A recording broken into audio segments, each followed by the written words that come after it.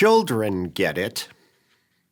Don't know exactly why, but everyone a preschooler sees is a potential friend. Everyone. Age and physical condition and ability to communicate, that doesn't really make a difference. Sure, they might ask very direct questions, but that's just their curiosity. And after they get an answer, they're quick to ask, "Do you want to play with me?"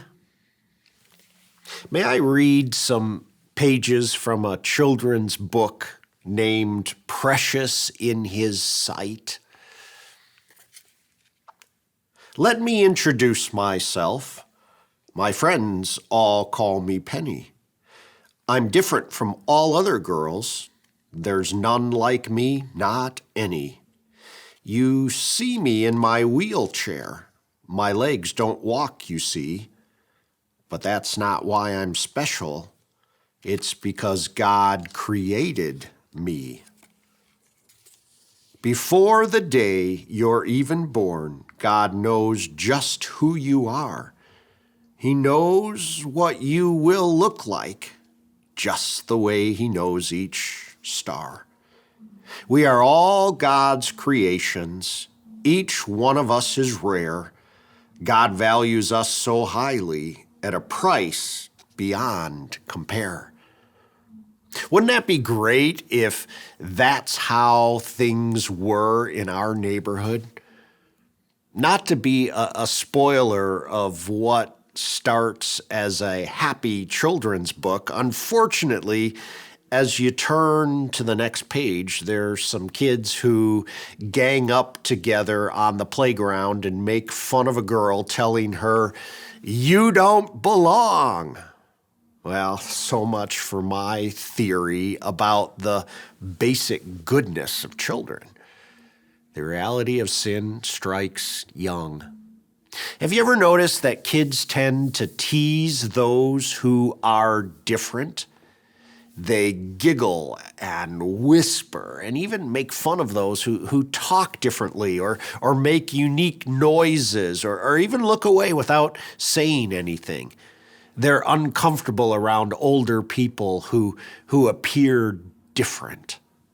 Have you ever been in a crowded restaurant when you notice heads all looking over in that direction, and then you see, oh, there's a family with a disabled child? Stares. If the statistics are correct, there are 594,000 persons in Minnesota with one or more disabilities. That's 10% of the population. And actually, it's a higher percentage who live right here in the Twin Cities. So why do we see so few families being served and cared for in Christian churches? It's not a lack of love and care and concern on our Creator's part. Listen to Psalm 139. For you created my inmost being. You knit me together in my mother's womb. I praise you because I am fearfully and wonderfully made. Your works are wonderful. I know that full well. Oh, to realize that. To grasp that you are intricately crafted by the Lord. The Creator has knit you together. Every stitch with intention. You are fearfully and wonderfully made. The psalmist confidently states, your works are wonderful. I know that full well. Gene's a man who had such genuine grace and kindness toward people that others noticed. He made it look so natural to approach people from all walks of of life. And Gene's way with people left an impression on those around him. Watching how Gene treated people around him was encouraging. Gene was so unhurried, so gracious, so attentive. It was as if whomever he was talking to was the most important person in the world. He and his wife were so hospitable, but he wasn't always that way. Gene grew up reading a lot, and so he thought he was pretty intelligent, and all his studying made him, well, better than those around him. But God was working on Gene's heart.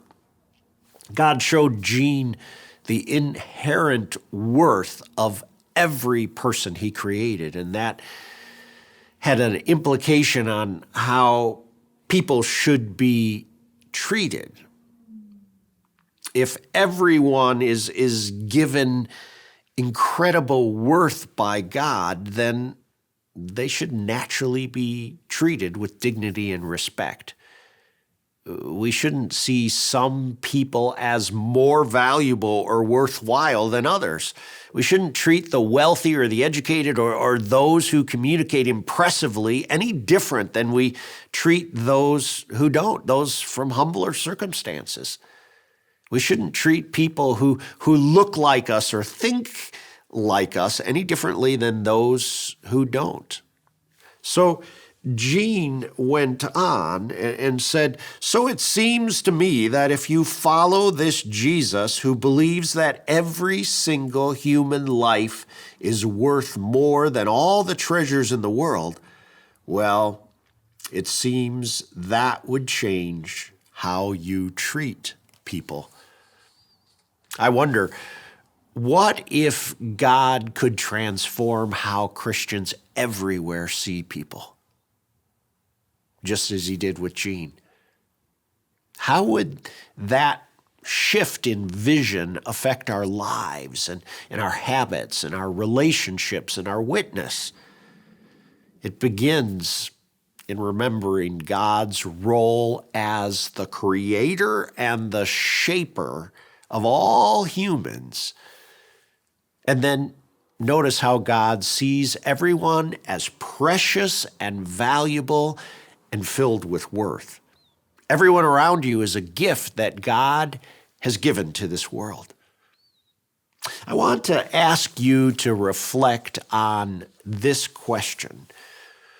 What do you have a harder time truly believing? That you are an intricately woven gift to this world, or that everyone you meet is? Why do you think that is? Let God transform how you see others. And if you know someone who feels overlooked, ignored, avoided, labeled, now's the time. We've prayed for almost 2 years about what serving families with disability might look like. We didn't want to do a program because honestly, we don't have the expertise to serve these individuals. We wanted to engage families in serving others. We want to provide opportunities for young adults with disabilities to be given opportunities to serve, not just provide a program that serves them. Let's read on in Psalm 139. "My frame was not hidden from you when I was made in the secret place, when I was woven together in the depths of the earth. Your eyes saw my unformed body. All the days ordained for me were written in your book before one of them came to be." All the days of each child, of every ability, of every energy level, of every development, all the days of each person were written in God's book before one of them came to be. And so we envision an opportunity for those with intellectual and developmental disabilities to serve, to participate, to be active in making a difference in the lives of others. God sees everyone as a gift. He also sees them as having gifts to share in a purposeful way. Early in the summer, I had the opportunity to lead worship at a family camp for families with an adult child with an intellectual or developmental disability.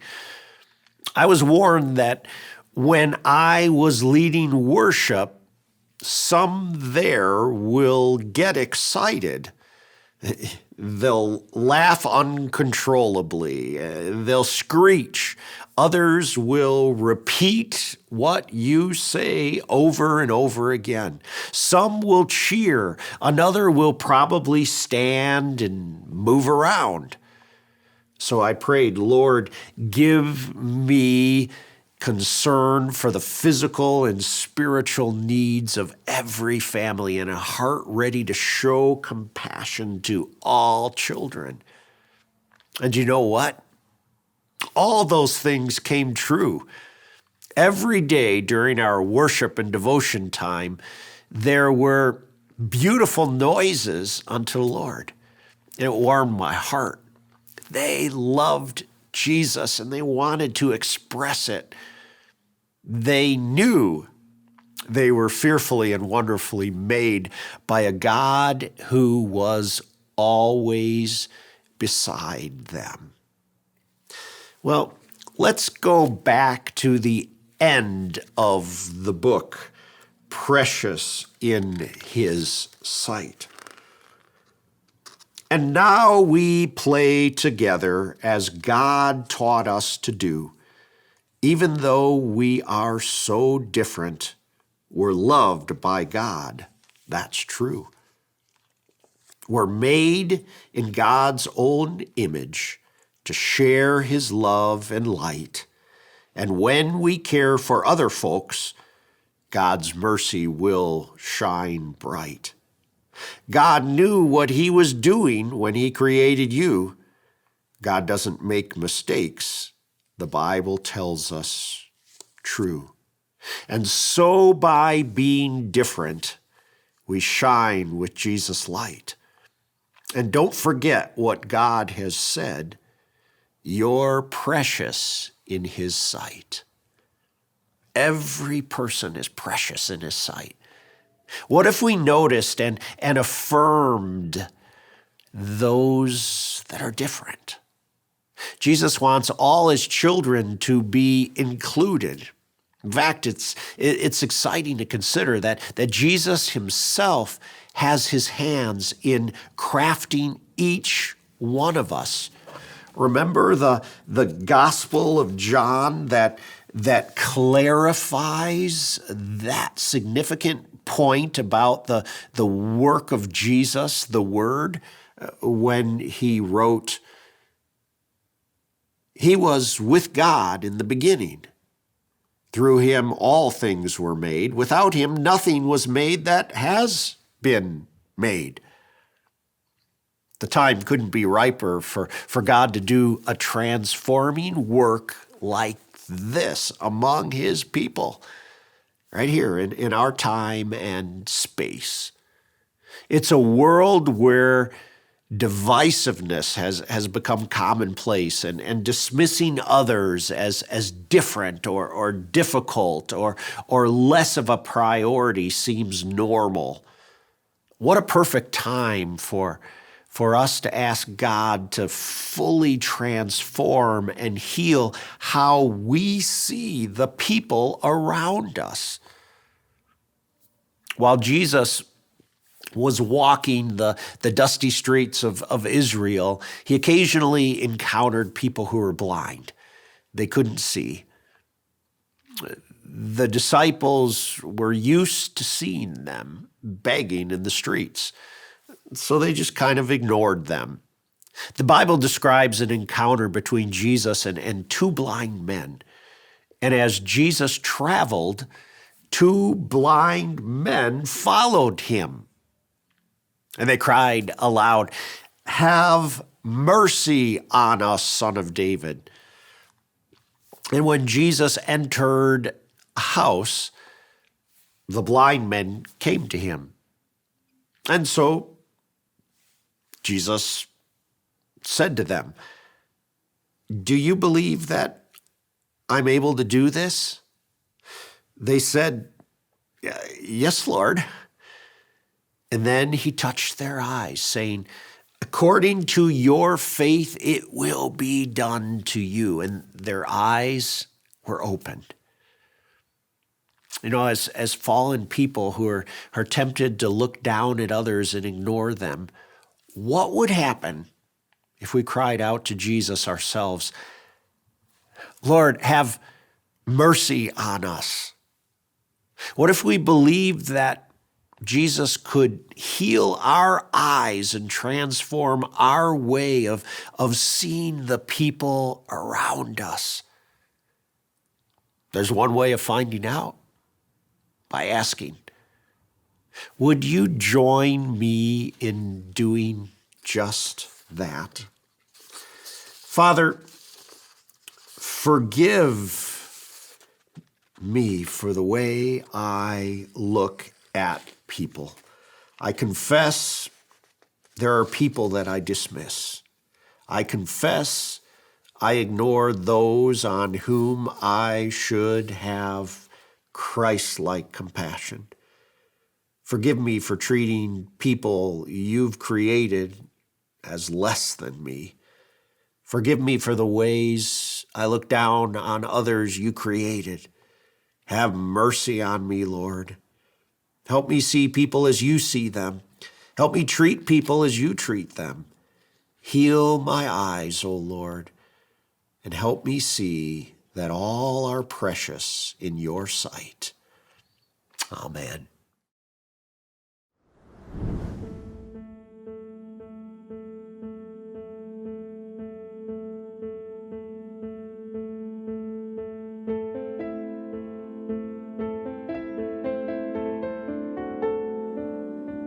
God knows you.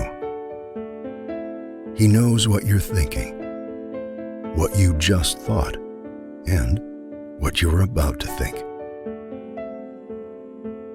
He knows everything there is to know about you. He created you. He knit you together. You are exactly what He wanted you to be. And when the world tells you that you don't matter, that you aren't smart enough, that you aren't pretty enough or strong enough, just remember who created you. And when you feel like you've really messed up and nothing seems to make sense anymore, remember that the God that created the whole entire universe created you too. And you are exactly the person He wanted you to be.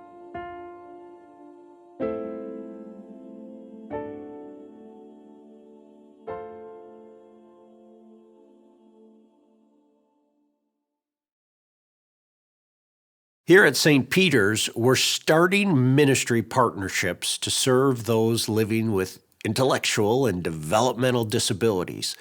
We're beginning by inviting the Unlabeled Theater Company to provide performing and vocational opportunities for people with disabilities.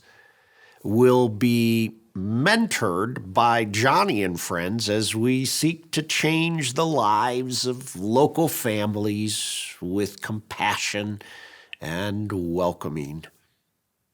We'd like to invite you to join us in covering our efforts and the families the Spirit's prepared for us to reach.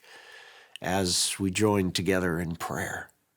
There's a tool that you can download, even to pray 1 or 2 minutes. If we all were to do that, we would rattle the gates of heaven and proclaim that we are ready to care for those who are precious in His sight. Our biblical blessing today is actually a challenge from Jesus. Go out quickly and bring in the poor, the crippled, the blind, and the lame, so that my house will be full.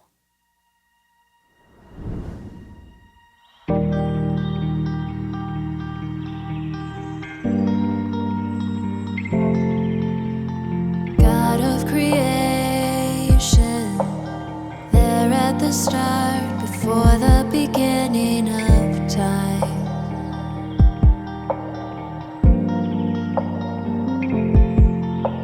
With no point of reference, you spoke to the dark and fleshed out the wonder of light. And as you speak,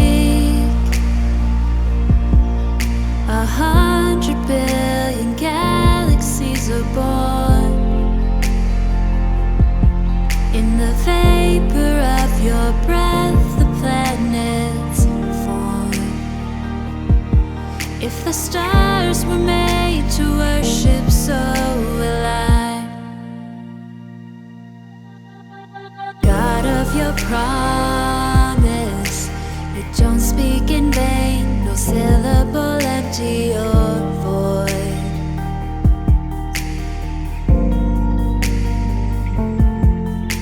For once you have spoken, all nature and science follow the sound of your voice.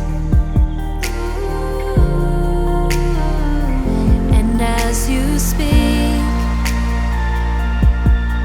100 billion creatures catch your breath, evolving in pursuit of what you said. If it all reveals your nature, so will I.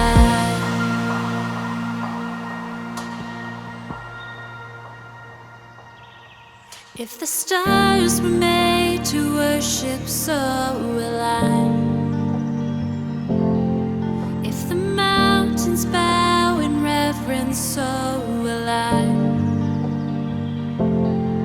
If the oceans roar your greatness, so will I.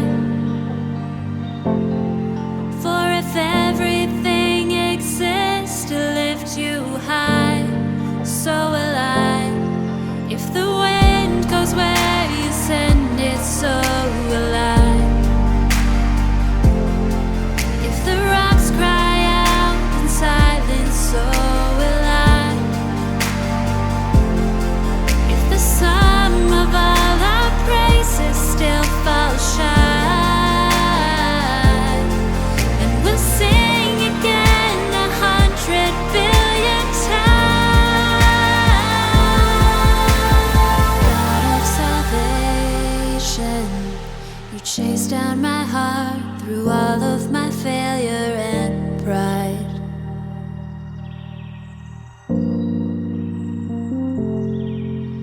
On a hill you created, the light of the world, abandoned in darkness to die. And as you speak,